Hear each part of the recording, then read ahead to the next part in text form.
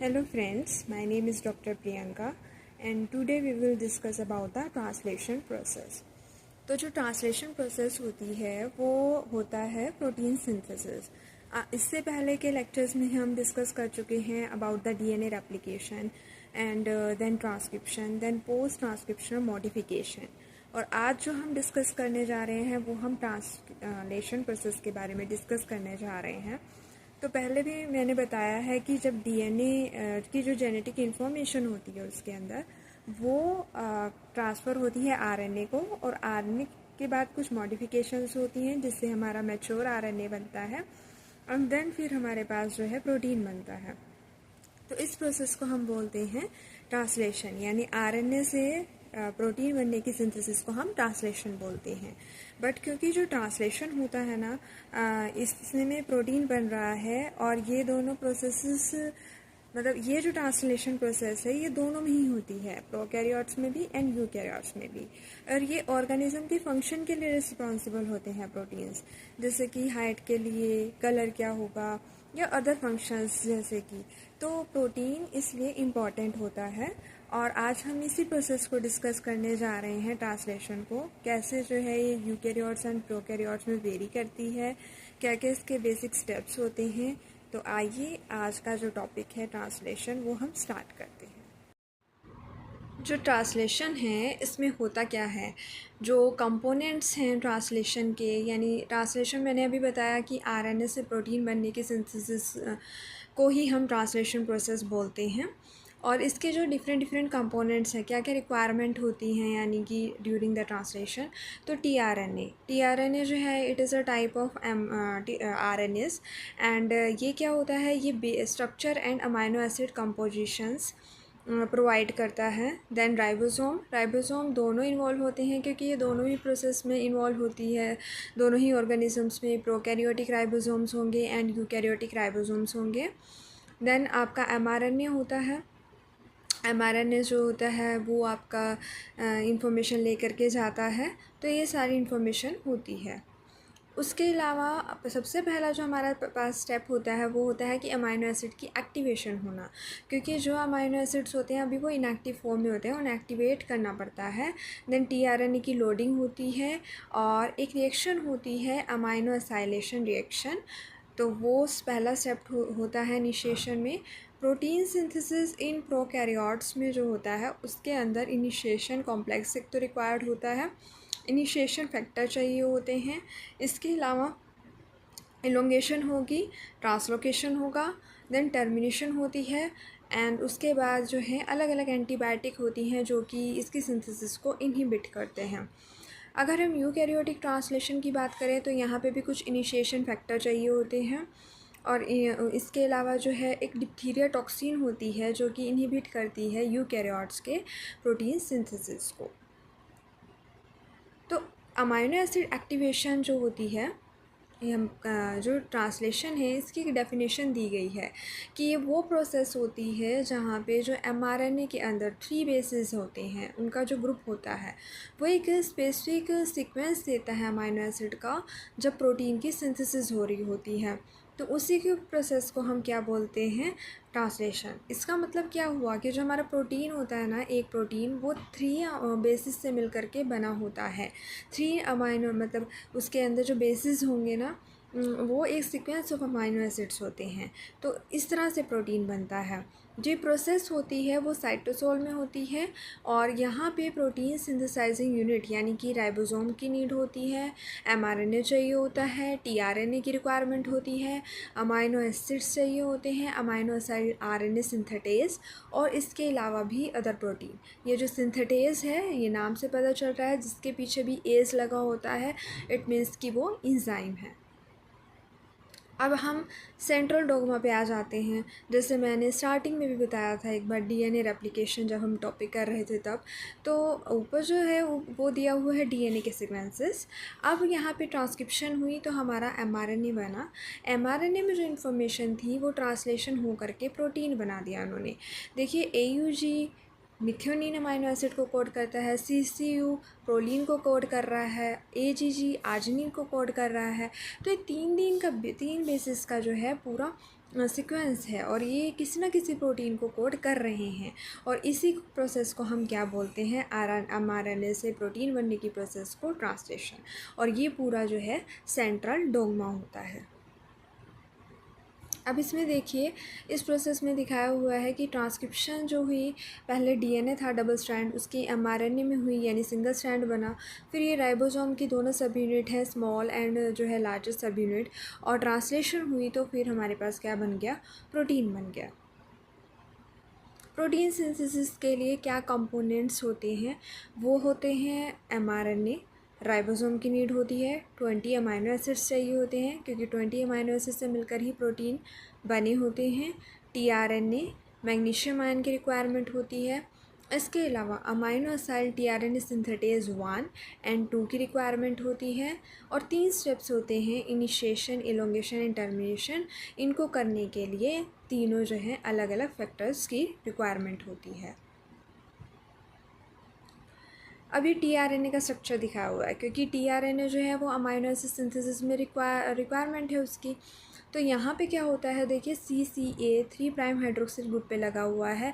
ये वो साइट है जहाँ पे अमाइनो एसिड जो हैं आकर के अटैच होंगे। उसके बाद में आपका फोस्फोराइलेटेड जो है 5 प्राइम पे यानी फोस्फेट ग्रुप लगा हुआ है, T5C लूप है, देन DHU लूप है, उसके बाद एंटीकोडोन लूप है जहाँ पे कोडोन आकर के अटैच होते हैं, और एक्स्ट्रा आर्म निकली हुई है जिसको हम वेरिएबल भी बोलते हैं।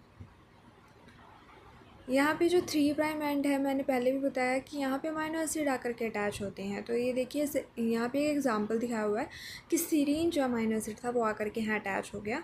एंटीकोडोन लूप पे आप देख लीजिए कि AGU था तो उसका कोडोन अटैच होगा, सीरीन का कोडोन, यानी अपनी कम्प्लीमेंट्री कोडोन के साथ ही वो रिएक्ट करता है।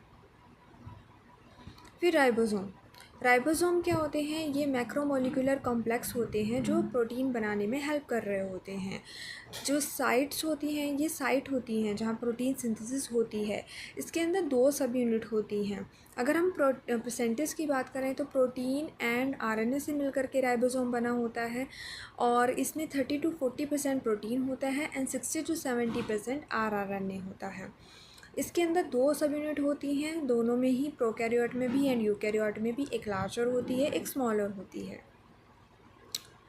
ये 3 साइड दी हुई हैं राइबोसोम पे, ई साइड, पी साइड, ए साइड। ई साइड मतलब एग्जिट साइड, पी साइड जहाँ पेप्टाइड बॉन्ड का बनेगा, एंड ए साइड जहाँ पे amino acid, activated amino acid आकर के अटैच होंगे। और एक mRNA बाइंडिंग साइट दिखाई हुई है। ऊपर वाली साइड जो है वो लार्ज है, नीचे वाली जो साइट है वो स्मॉल है। तो ये पूरा राइबोसोम का स्ट्रक्चर है, और कौन कौन सी इस पर बाइंडिंग साइट होती हैं वो दिखाई हुई है। तो राइबोसोम के अंदर 3 tRNA बाइंडिंग साइट होती हैं। ए साइट जो अभी मैंने दिखाई फिगर में, ये इसमें क्या होता है कि एक्टिवेटेड जब हो जाता है ना अमाइनो एसिड, तो अमाइनो एसिड यानी टीआरएनए, ऐसा टीआरएनए जिसके साथ अमाइनो एसिड लगा हुआ है, वो उसको हम बोलते हैं अमाइनो एसिलेटेड टीआरएनए। वो आकर के यहाँ पे अटैच होता है। पी साइड क्या होती है, जब पेप्टाइडल टीआरएनए की बाइंडिंग होती है, मतलब जब पेप्टाइड बॉन्ड बनता है, जब चेन की लोंगेशन हो रही होती है। ई साइड का मतलब होता है जहाँ पे अनचार्ज टीआरएनए लगते हैं, जब जो कि अनचार्ज, जिन पे कोई भी मतलब कि टीआरएनए के अटैचमेंट नहीं, मतलब एक्टिवेटेड अमाइनो एसिड नहीं होता, वो यहाँ से निकल जाते हैं। तो ये जो साइट्स होती हैं वो लार्जर एंड स्मॉलर सब यूनिट ऑफ राइबोसोम पे प्रेजेंट होती हैं। एक्टिवेशन कैसे करते हैं, जो पहला स्टेप है इनिशिएशन में अमाइनो एसिड का, तो amino acid plus tRNA plus ATP और मैग्नीशियम आयन की रिक्वायरमेंट होती है। तो रिएक्शन जब होती है तो अमाइनो एसिड टीआरएनए बनता है, ईएमपी अलग निकल जाता है, प्लस इनऑर्गेनिक पायरोफॉस्फेट, और इस तरह से जो है एक अमाइनो एसिड जब टीआरएनए से अटैच होता है तो वो एक्टिवेटेड हो जाता है, और उसको हम बोलते हैं एक्टिवेटेड को अमाइनो एसिड टीआरएनए, जो कि ए साइड पे जाकर के बाइंड करता है। देन इंजाइम कौन सा इन्वॉल्व होता है यहाँ पे, अमाइनो एसिड टीआरएस सिंथेटेज। ये एक सिंथेटेज जो है हर एक अमाइनो एसिड को रिकॉग्नाइज कर रहा होता है। इसकी 2 क्लासेस होती हैं, एक तो एसाइलेशन करता है 2 प्राइम हाइड्रोक्सिल ग्रुप पे, और एक करता है, एक डायमेरिक होता है क्लास 2, और ये 3 प्राइम हाइड्रोक्सिल पे करता है। ये इन अलग अलग इनके अमाइनो एसिड्स हैं, तो अलग अलग इनके लिए एंजाइम है, सिंथेटेज एंजाइम की क्लासेस हैं। कैसे जो है सिलेक्शन की जाती है। इनिशिएशन साइट होता है ना, वो AUG से स्टार्ट होता है, और AU जहाँ पे भी AUG मिलेगा मतलब यहाँ पे इनिशिएशन होनी है प्रोटीन सिंथेसिस की। अगर हम प्रोकैरियोट की बात करें, और या फिर शाइन डेल्गार्नो सीक्वेंस होता है उसके साथ में, लेकिन यूकैरियोट्स में कोजाक्स सीक्वेंस होते हैं जहाँ से इनिशिएशन स्टार्ट होती है। और कोजाक्स सीक्वेंस क्या होते हैं, ACCAUGG, जहाँ पे भी इनको ये मिलेगा पूरे मतलब कि mRNA पे, तब वहाँ से ये स्टार्ट कर देते हैं अपनी इनिशिएशन। लेकिन कुछ फैक्टर्स भी रिक्वायर्ड होते हैं इनिशिएशन करने के लिए। तो यूकैरियोट्स में और प्रोकैरियोट दोनों में अलग हैं। जैसे बैक्टीरिया के अंदर यानी प्रोकैरियोट्स में क्या है, इनिशिएशन फैक्टर 1 है, ये प्रीमैच्योर बाइंडिंग नहीं होने देता है tRNA की A साइड से। जो सेकंड वाला है वो क्या करता है, ये tRNA की F यानी कि फॉर्माइल मिथ्योनिन जो tRNA होता है उसकी ये बाइंडिंग करवाता है 30S यानी स्मॉल सब यूनिट से। एंड IF3 का काम होता है कि ये 30S सब यूनिट को 50S सब यूनिट से प्री मेच्योर एसोसिएशन से प्रिवेंट करता है, क्योंकि अगर प्रोकैरियोट की बात करें तो उसमें 70S राइबोसोम होता है और यूकैरियोट्स में 80S राइबोसोम होता है, और 70S मिलकर बना होता है 30S एंड 50S से।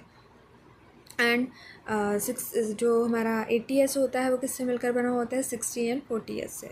यूकैरियोट्स के जो इनिशिएशन फैक्टर है उनमें ELF2 है, ये बाइंडिंग कर रहा है, इनिशिएशन कर रहा है, ठीक है। ये मिथ्योनिन को बाइंड करा रहा है। यहाँ पे फॉर्माइल मिथ्योनिन नहीं होगा, यहाँ खाली मिथ्योनिन होगा 40S राइबोसोम सब यूनिट से। उसके बाद ELF3 आ जाता है, ELF2B आ जाता है जो 40S सब यूनिट से बाइंड करते हैं और आगे के स्टेप्स में हेल्प करते हैं। फिर 4A आ जाता है जिसकी एल्केज एक्टिविटी होती है जो सेकेंडरी स्ट्रक्चर्स को रिमूव कर देता है। देन 4B आ जाता है जो फर्दर स्कैनिंग करता है ताकि फर्स्ट AUG को लोकेट किया जा सके। देन 4E आता है जो 5 प्राइम कैप से mRNA की बाइंड करता है। देन 4G आता है, ये क्या करता है, पॉली A टेल से बाइंड करता है। F5 आता है, ये क्या करता है, डिसोसिएशन कर देता है जितने भी अनदर इनिशिएशन फैक्टर होते हैं उनकी, और 80S से जो है 60S से बाइंडिंग करता है जिससे कि पूरा जो राइबोसोम कॉम्प्लेक्स है वो बन जाता है 80S का। एंड ELF6 का काम होता है कि ये इनएक्टिव, ये डिसोसिएशन कर देता है दोबारा से 60 एंड 40 में। तो इनिशिएशन में यही सब हो रहा होता है कि पूरा राइबोसोमल सब यूनिट बनेगा एंड देन जो आपकी है इनिशिएशन होगी प्रोटीन सिंथेसिस की।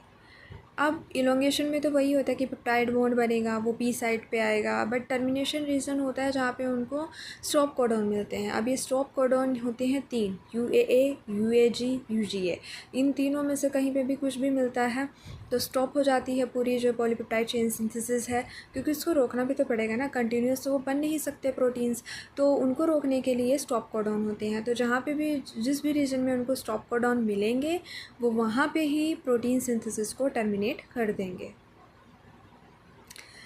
आगे ये इस फिगर है A और B, इसमें ये दिखाया हुआ है कि mRNA मॉलिक्यूल जो है वो सेवरल राइबोसोम से अगर क्या होता है ट्रांसलेट होता है तो उसको हम बोलते हैं क्लस्टर्स में पॉलीराइबोसोम।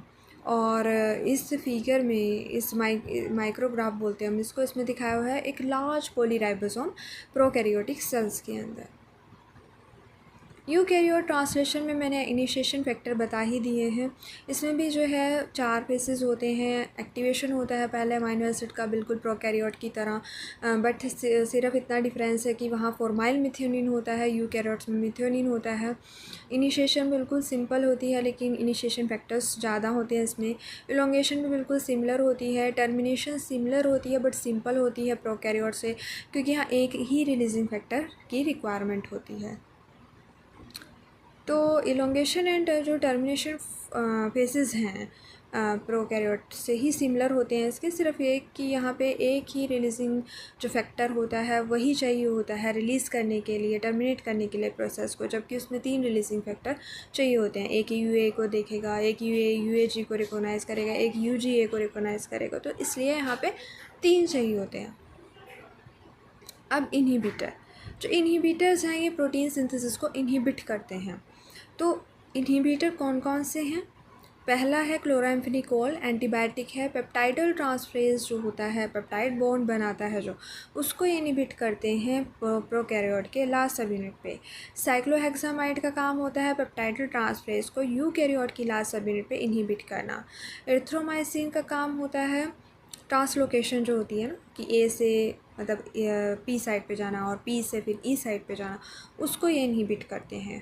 फ्यूजिडिक से जो एसिड होता है, इसका काम होता है इलोंगेशन प्रोसेस को ही रोक देना, जिससे कि क्या हो, डिसोसिएशन रहे, वो पूरा राइबोसोमल कॉम्प्लेक्स ना बने। देन प्यूरोमाइसिन का काम होता है राइबोसोमल एरर रेट को बढ़ा देना। उसके बाद स्ट्रेप्टोमाइसिन, इसका काम होता है एमआरएनए की मिस रीडिंग करना और फिर इनिशिएशन को ही इनहिबिट कर देना।